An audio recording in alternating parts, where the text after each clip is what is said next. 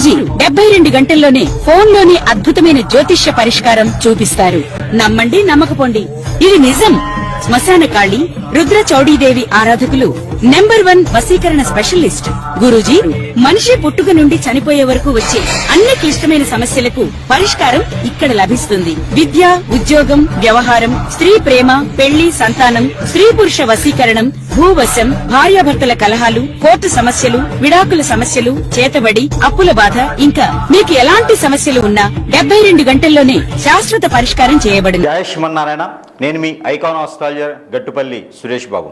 మనకి 2026 సంవత్సరం జూన్ మాసంలో గ్రహాల యొక్క స్థితిగతులు ఒకసారి మనం పరిశీలించినట్టయితే కనుక మేషరాశిలో కుజుడు, అలానే మిథున రాశిలో మనకి బుధుడు, అలానే ఇప్పుడు మనకి రవి భగవానుడు వృషభ రాశిలో 14 వరకు, 14వ తారీఖు నుంచి మిథున రాశిలో బుధునితో పాటు సంచరిస్తూ ఉంటారు. అలానే గురువు శుక్రుల యొక్క కలయికతో కర్కాటక రాశిలో ఈ మాసం మొత్తంలో కొనసాగుతూ ఉంటారు, ఇది జూన్ మాసంలో. అలానే సింహరాశిలో వచ్చేటప్పటికి మనకి కేతు ఉన్నారు.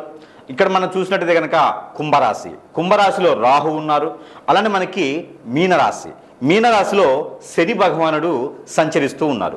గ్రహాల యొక్క స్థితిగతులు ఈ మార్గంగా ఉన్నాయి.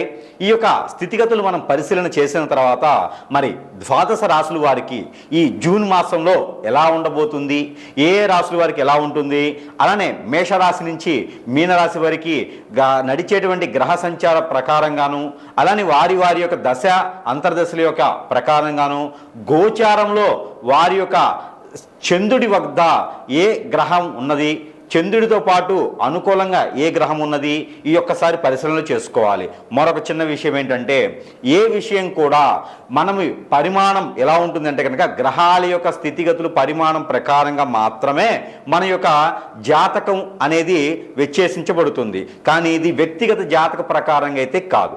మీకు మనము ఓవరాల్గా అంటే ప్రమాణ పూర్తిగా కూడా ఇది ప్రమాణాలు ఎట్లా అంటే గ్రహాల యొక్క స్థితిగతుల ప్రమాణాలు ఎట్లా ఉంటాయి అంటే కనుక ఆ రాశిని మొత్తము కూడా సూచిస్తూ ఉంటాయి.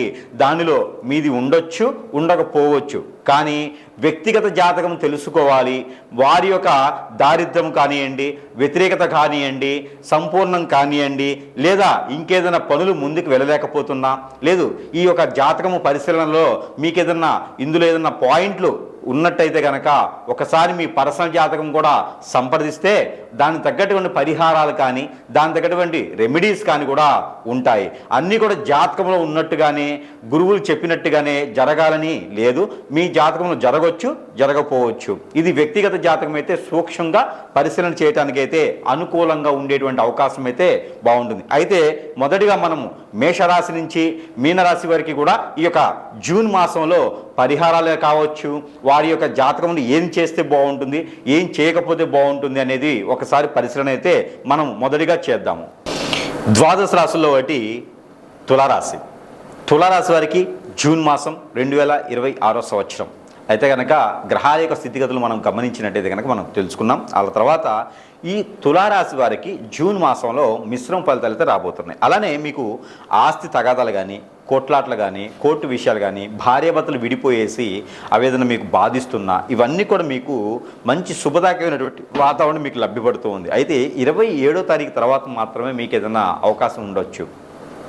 ప్రయత్నం చేస్తే 27వ తారీఖు తర్వాతనే మీకు ఏదైనా అవకాశం ఉండేటువంటి అవకాశం ఉంటుంది. అయితే మీరు భార్యాభర్తలు విడిపోయి ఉంటే కనుక మీరుగా డైరెక్ట్గా వెళ్ళేసి మాట్లాడితే కనుక ఆ సమస్య పరిష్కారం అవుతుంది. కోర్టు వరకు వెళ్ళిన విషయాలు కూడా మీకు బయటకు పడతాయి. అలానే ఆస్తి తగాదాలు కానీ, అన్నదమ్ముల విభేదాలు కానీ ఏమైనా ఉంటే కూడా ఈ జూన్ మాసంలో 27వ తారీఖు తర్వాత ప్రయత్నం చేయండి. అవన్నీ కూడా సమసిపోయేదానికి అవకాశాలు ఉన్నాయి. ఎక్కడైనా డబ్బు ఇచ్చి మోసపోయి ఉన్నా, ఇబ్బంది పడుతున్నా, ఎవరైనా నమ్మి మోసపోయినా, అలానే ఇంకేదన్నా విధంగా మీరు మోసపోయినా, ఇబ్బంది పడుతున్నా, ఇవన్నీ కూడా మీకు సకాలంగా సానుకూల పడేటువంటి వాతావరణం లభ్యపడుతూ ఉంది. కాబట్టి 27 తర్వాత ప్రయత్నం చేయండి. అలానే ఈ యొక్క దేవుడి ఆరాధన అనేది మీకు ఖచ్చితంగా తీసుకోవాలి. శ్రీ వెంకటేశ్వర స్వామి వారి నోము నోచుకోవడమా, వెంకటేశ్వర స్వామి వారి దర్శనం చేసుకోవడమా, వెంకటేశ్వర స్వామి వారికి 5 నారికేళలు సమర్పించడం, వెంకటేశ్వర స్వామి వారికి ముడుపు కట్టడమా, వెంకటేశ్వర స్వామి వారికి ఆరాధన చేయడమా, ఇలాంటి ఏదైనా అర్చన చేసుకోవడమా, అభిషేకం చేసుకోవడమా, నోము నోచుకోవడం లాంటి ఏదైనా చేస్తే కనుక మీకు ఆ కలియుగ దైవం వెంకటేశ్వర స్వామి వారు ఈ మాసంలో మిమ్మల్ని కాపాడబోతున్నాడు.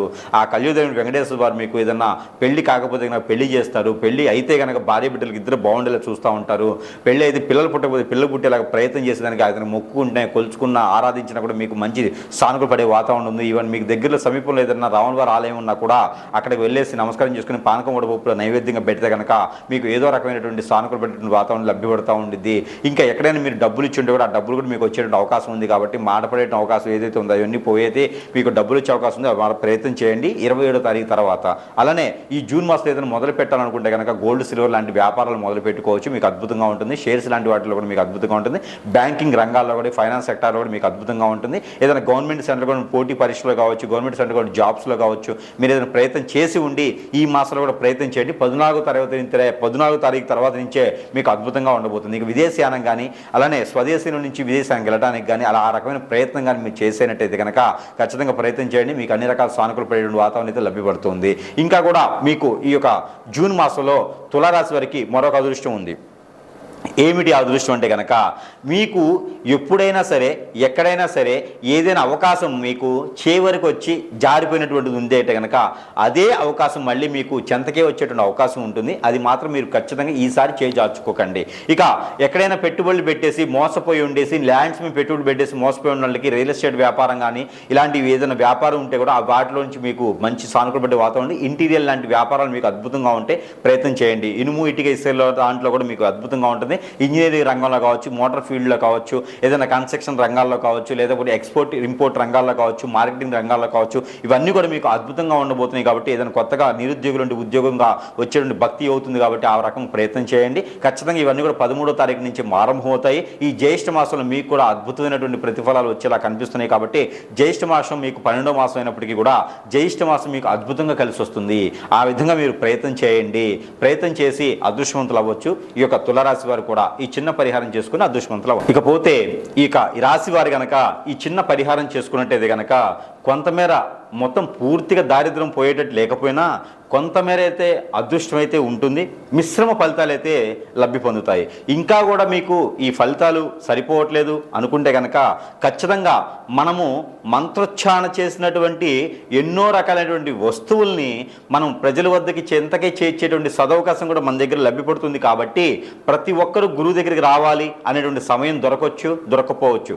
కానీ మీరు మొబైల్ ద్వారా కానీ ఎన్నో రకాల సదుపాయాలు ఉన్నాయి. వాటి ద్వారా మీకు సంప్రదిస్తే కనుక మీ సమస్య ఏముంది ఆ సమస్యకి తగ్గటువంటి పరిష్కార మార్గం కింద వస్తువు రూపాన మంత్రోచ్చారణ చేసిన వస్తువులు మీ చెంతకి చేర్చేటువంటి దానికైతే ఉన్నది. కాబట్టి ఆ మేర సంప్రదించవచ్చు. అలానే మీకు ప్రతి ఒక్కరికి కూడా దేవుని అనుగ్రహం అనేది ఖచ్చితంగా కావాలి. ఇక ఈ రాశి వారైతే కనుక చిన్న పరిహారం చేసుకోవచ్చు. అయితే పరిహారం కింద ఏమిటంటే కనుక దేవుని అనుగ్రహం ముందుగా చూసినట్టయితే కనుక మీరు అందరూ కూడా ఈ యొక్క మాసం జూన్ మాసంలో కనుక దత్తాత్రేయ స్వామి వారిని ఆరాధించిన, దత్తాత్రేయ స్వామి వారికి అభిషేక అర్చనలు హోమాలు చేపించిన, దత్తాత్రేయ స్వామి వారి యొక్క ఆలయం వద్దన దత్తాత్రేయ స్వామి వారికి ఆలయాలు సపరేట్గా ఉండవు. దత్తాత్రేయ స్వామి వారి ఆలయం ఎక్కడ ఉండిద్దంటే కనుక సాయిబాబా గారి ఆలయంలోనే దత్తాత్రేయ స్వామి గారు ఉంటారు.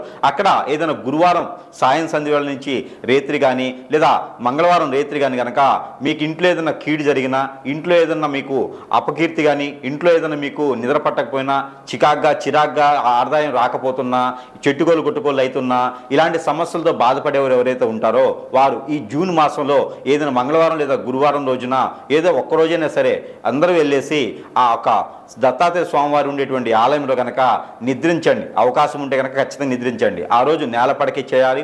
అలానే నాన్ వెజ్ భుజించకూడదు. శాకాహారులుగా వెళ్ళి నిద్రించండి. అలానే కనుక దత్తాత్రేయ స్వామివారికి 5 నారికేళములు సమర్పించండి. ఆ నారికేళములు 5 కూడా అక్కడే వదిలివేయాలి. ఇంటికి తీసుకుపోయి పిల్లలకు చట్నీలు వేసి పెట్టకూడదు. అవి అట్లే వదిలేయాలి. అలానే దత్తాత్రేయ స్వామివారికి గోధుమ రొట్టెలు, ఈ గోధుమ రొట్టెల్ని మనం ఉప్పు వేయకుండా కాల్చేసి దాంట్లో బెల్లం కలిపేసి అక్కడ స్వామివారికి నైవేద్యం పెట్టి ఆ నైవేద్యాన్ని ఎంతమందికైనా సరే ప్రసాద రూపంగా సమర్పించుకుంటే కనుక ఆర్థిక సమస్యలు, ఆరోగ్య సమస్యలు, నరదిష్టి, నరఘోష, శత్రుభయం, అలానే పితృదోషాలు కూడా మీకు కొంతమేర ఉపశమనత లభ్యపడుతూ ఉంటుంది. అలానే ఈ రాశి వారికి ఎవరికైనా పెళ్ళిళ్ళు అవ్వట్లేదా? పెళ్ళిళ్ళయి కూడా భార్యాభర్తలు దూరంగా ఉంటున్నారా, పెళ్ళయి కూడా పిల్లలు పుట్టట్లేదా, వ్యాపార వృద్ధి రావట్లేదా, ఇవన్నీ మీకు ఉన్నాయంటే కనుక మీరు కొత్తగా ఏదైనా వ్యాపారం మొదలు పెట్టాలన్నా, విదేశీ ప్రయాణం ఏదైనా చేయాలనుకుంటున్నారా, ఇవన్నీ కూడా మీరు మోసపోకుండా ముందుకు వెళ్ళేదానికి ఒక చిన్న పరిహారం చేసుకోండి. ఎక్కడైనా సరే నాగపడిగలు కానీ, సుబ్రహ్మణ్య స్వామి ఆలయం కానీ, లేదా శివాలయంలో కానీ, లేదంటే మానసదేవి అమ్మవారు ఉంటే కనుక అక్కడ మీరు పంచామృత అభిషేకం కనుక చేసేయాలి. వినాయక స్వామి వారికి పొట్టు వస్త్రాలు సమర్పించండి. అలానే మీకు మరకతలింగం ఎక్కడైనా కనిపిస్తే కూడా అక్కడ మీరు అదృష్ట కనుక అభిషేకం చేసుకోండి. కేసరి గణపతి ఎక్కడైనా మీకు అందుబాటులో ఉంటే కనుక అక్కడ మీరు అభిషేకం చేసిన, అర్చన చేసిన, పొట్టు వస్త్రాలు సమర్పించిన, మీకు బుధవారం రోజు చేసుకుంటే కనుక పెళ్లి కాని వారైతే కేసరి గణపతి, వ్యాపార వృద్ధి కానీ, ఆరోగ్య సమస్యలు కానీ, కోర్టు వ్యవహారాలు కానీ ఉన్నవారైతే కనుక మరకతి గణపతి కానీ, మరకత శివలింగం దగ్గర కానీ మీరు అభిషేక అర్చనలు చేయించినట్టయితే కనుక ఖచ్చితంగా మీకు ఉన్నతమైనటువంటి విదేశానికి మీరు వెళ్ళేదానికైనా, పెళ్లిళ్ళు అవ్వడానికి ముందడుగు వేసేదానికైనా, మీకు ఇంకేదైనా గ్రహ దోషాలు కానీ, ప్రకృతి దోషాలు కానీ, పొలాలకి గట్లకి సంబంధించినటువంటి విషయాలు కానీ, ఏదైనా కోర్టు వ్యవహారాలు కానీ కూడా బయటపడేటువంటి అవకాశాలు మెండుగా ఉంటాయి. కాబట్టి ఒకరి దగ్గర నుంచి మోసపోకుండా ఉండాలంటే కనుక దక్షిణామూర్తి స్తోత్రం అనేది ప్రతిరోజు పారాయణం చేయండి. ఇలాంటి పరిహారాలు చేసుకోవడం ద్వారా మీకు అదృష్టం అనేది ఖచ్చితంగా కలిసి వచ్చేటువంటిది అయితే కనపడుతుంది.